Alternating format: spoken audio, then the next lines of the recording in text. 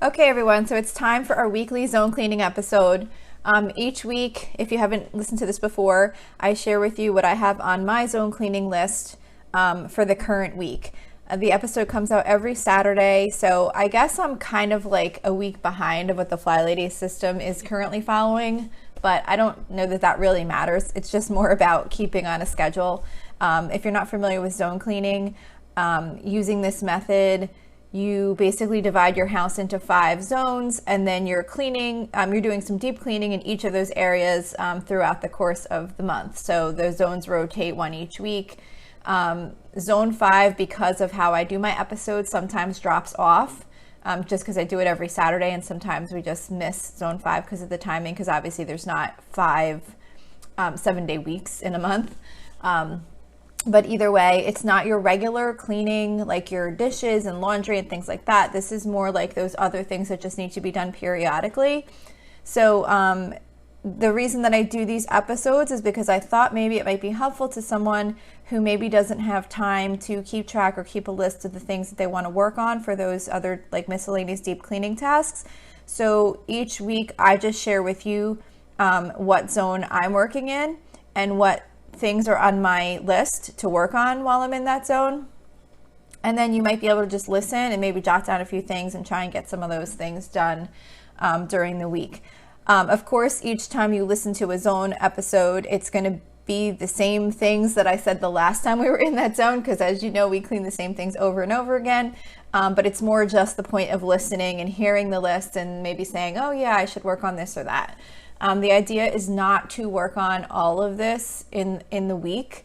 Usually the lists are pretty long. It's more just picking as many things as you have time for, getting those done, and then the next time that zone comes around, you pick a few others that you didn't get to last time, and you just kind of keep working through until you've gone through all of those deep cleaning tasks in that zone, and then you kind of start over again. And since you're doing a different zone each week, you're always kind of working through the house, and it just kind of helps keep things manageable and, doesn't let kind of any specific area get out of control. As far as if you forget to work on like a certain thing or a certain area of your house. So, I forgot to mention, so under the Fly Lady method, she recommends doing zone cleaning 15 minutes a day. I don't do that. I do one day on the weekend, and I just do as much as I have time for. But I think I might have mentioned last time, I have started trying to do 5 minutes here and there where I can for some of the smaller tasks, for something that can just be done pretty quickly. Like if I'm boiling pasta water, or just like, I don't know, doing something where I find myself, I have 5 minutes to just wait around for something. I might just look at my list real quick and see like, is there something real quick I can do? And then that way in my longer amount of time on the weekend, I can use that time for tasks that take longer instead of taking it up with a bunch of smaller things. So that's what I'm trying out right now. I haven't really made it a habit yet, but I'm trying to work on taking advantage of those 5 minutes here and there when they happen. So this week we are in zone 3. So zone 3 for under the Fly Lady, official, like her website or whatever. She has this area, zone 3, identified as the main bathroom and 1 extra room. So I have it as the main bathroom, and then I have laundry room / kids bedroom / basement. So I just kind of pick one of those areas. Those are kind of my 1 extra room, because they just kind of didn't really fit into how I have my other zones laid out. So I'll just kind of rotate through. Maybe I'll pick a couple things in the laundry room, or I'll pick a couple things in the basement. My laundry room is in my basement, so it kind of just went together. And my kids' bedroom, I really don't do that much in. They clean their rooms and stuff like that. There's only like a couple of things that I might do. They're teenagers. So I figure that just kind of fit in there also. So what I have on my list for zone 3, so the first area I'll go over is the bathroom. So in our main bathroom, the cleaning items that I have on my list is to wash the area rug, clean the scale, check shampoo bottles, just checking to make sure if any need to be replaced, if I need to buy more shampoo. Sometimes the kids will, they don't really leave empty bottles in there. They'll leave kind of like bottles that are getting kind of towards the end where it gets more difficult to get the shampoo or conditioner out. So what I do in that situation is I usually just take those out and I put them in the bathroom that I use, because I'll use those up until they're gone, and then I just give them a new one just to make it easier for them to get the shampoo or conditioner out. Or sometimes there'll be something sitting in there that's been in there for a really long time, and I'm like, are you guys using this? Like maybe like a special hair product they bought or something like that. And then, you know, it's a good time to just kind of check and see if there's anything in there that maybe someone's no longer using and it can be gotten rid of. Also on the list is to clean the shower caddy. If you have one of those little like caddies that hangs over like the faucet, like not the faucet, but like the shower head area that you put like, you know, soap and razors and things like that on. It needs to be like cleaned off occasionally. If you have like a toothbrush holder on your sink, you know, like on the vanity, you need to clean inside that and just kind of wipe it off occasionally. Organize the drawers if you have a vanity with drawers in it with like brushes and like my kids have like contact lenses in there and makeup, and then under the sink they have hand lotions and hair dryers, and sometimes things just get put back under there not in the same way they came out, so then they kind of need to be reorganized. So that's always a good one to do. Same thing with the medicine cabinet, just look and see what's in there. I like to kind of have things grouped kind of like in like categories, you know, like allergy stuff together, headache stuff together. And then I think over time as people use it, sometimes it just gets put back differently. So sometimes it's good to just kind of look through it, reorganize it, see if there's anything old in there that might need to get thrown out. Clean the ceiling fan, which is like the bathroom vent. It's like a vent fan. So I was doing that with a Q-tip more recently, but I think I might have mentioned in the last bathroom episode, it might have been when I was doing the downstairs bathroom. But what I think I'm going to try this time is to use, because I didn't do it in the bathroom last time, I haven't tried this yet, but I think I'm going to use my Dyson stick vacuum that has like the little attachment for like the little suction, like the short little stick like suction thing that you can put on it. Either that or like the brush attachment, and kind of use that to suck the dust out. I think that might do a better job and it might be easier. So I'm going to try that. If I remember, I'll try and tell you how it went. So that's that. Then clean the blinds. I usually just take like a damp microfiber cloth and just kind of run my hand kind of like through each strip, you know, kind of just like wipe down each individual blind, I guess you call it, you know, each strip I guess is called a blind. I'm not sure. Anyway, I just wipe down each slot. Clean the drain. I actually haven't done this in a while. I was doing it kind of regularly for a point in time, and then I just haven't done it in a while, but I saw somewhere that you could clean the drain by pouring hot water down it. And then if you do a search for like clean bathtub drain, you'll find how to do it. But I think what it was is boiling hot water and then like some baking soda and vinegar, and you let that sit for a while, and then you follow it up with boiling hot water again, and it's just supposed to help like clear the drain. And I mean, I think it sounds like it's safe. It's just baking soda and vinegar.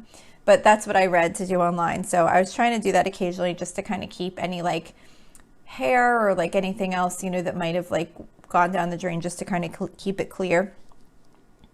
I also have on here to clean the top of the medicine cabinet, just to wipe it off, you know, dust it. Wash the shower curtain and clean the baseboards. So that is our main bathroom. For the laundry room, what I have is to remove any cobwebs, look behind the washer or dryer for any like socks or anything that might have fallen back there. Sometimes I'll get one of like the little measuring cups for the detergent will like fall in between or something like that. So just kind of looking for anything that might need to be picked up. Sweep and mop the floor, wipe down the top of the washer and the dryer, and really the whole thing.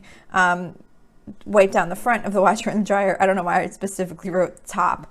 I mean, the top is where I kind of focus because that's where stuff will spill and things like that, but just wipe down the front as well. We have a chest freezer next to our washer and dryer, so that needs to be wiped down also. And then clean under the washer lid. Sometimes you can get like a little like gunky film in there, like from the detergent, I guess, or whatever. So that just needs to be wiped down. And then I have empty garbage can. I just usually do that as needed, but it's just a good reminder just to check. We just have a garbage can in the laundry room where people throw like the lint from the dryer and stuff like that. So that is for the laundry room. For the basement, I have clean entertainment center. We have like a little entertainment center where the TV, we have like a TV in the basement that the TV sits on. Dust the furniture. Again, remove cobwebs. We have a small like basement window that needs to be just like wiped down and Windexed. So I have that on my list.